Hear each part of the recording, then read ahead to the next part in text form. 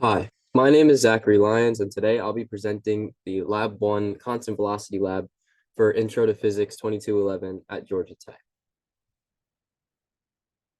First, I'll be introducing the system and the surroundings for this lab. The system in this case for the lab was a ball, and the surroundings were a table. The ball was then rolled across the table. Then I will analyze the motion of the ball as it rolls across the table. And then I will use a computational model representing the motion of the ball to predict the ball's motion. And then I will compare this computational data with the data from Tracker. These two data will be compared using a position time graph. Then I will analyze some essential questions relating to this lab. Constant velocity means that the net force acting on a system is equal to zero. This, in other words, means that the vector sum of forces acting on this system add up to zero.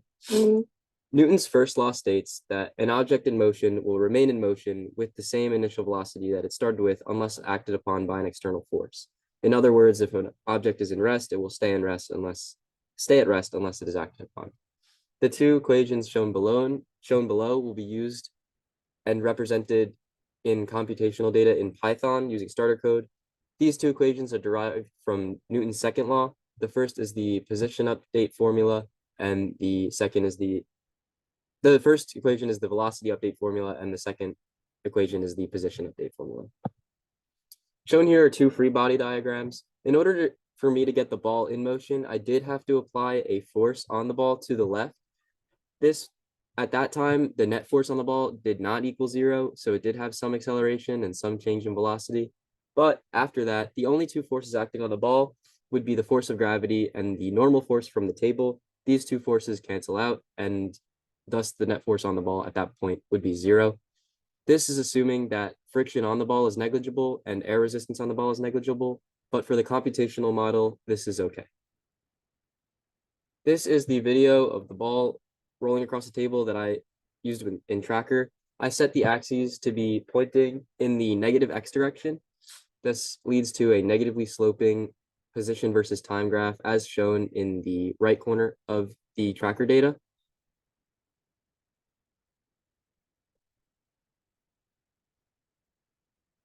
Then using the velocity update formula and the position update formula, I created these using the starter code in Python.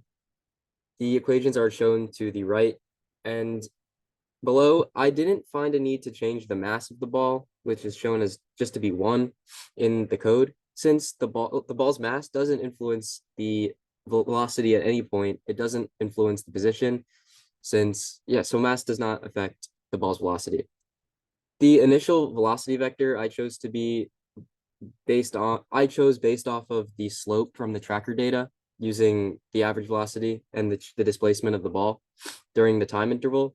And the initial position is not at zero since the ball started a little slightly to the left of the origin in the Tracker data. So I just adjusted it so that it started once the ball began to move. And since the video in Tracker was recorded at a frame rate of 31.82 frames per second, the delta t is 1 over 31.82. This leads the delta t to be small enough for the computational data to be accurate. Shown below is an excerpt of my code, as well as the link to the full Glow script shown below. This computational data led to a graph that is shown in the next slide. The orange slope line is the computational data graph, and the darker blue slope line is the Tracker data. As seen, the computational data tends to overestimate the position of the ball compared to the Tracker data over the time interval. This is because there are external forces acting on the ball in real life.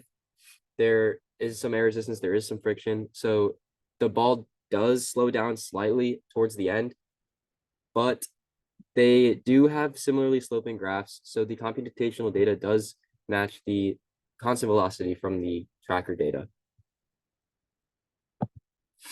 If the axes were flipped in this case, the only thing that would change about the data is that the graphs would have a positive slope. The velocity would be in the positive x direction, and the magnitude of this velocity would not change since the applied force that I had put on the ball would not be different, and the constant velocity will have the same magnitude just in the opposite direction.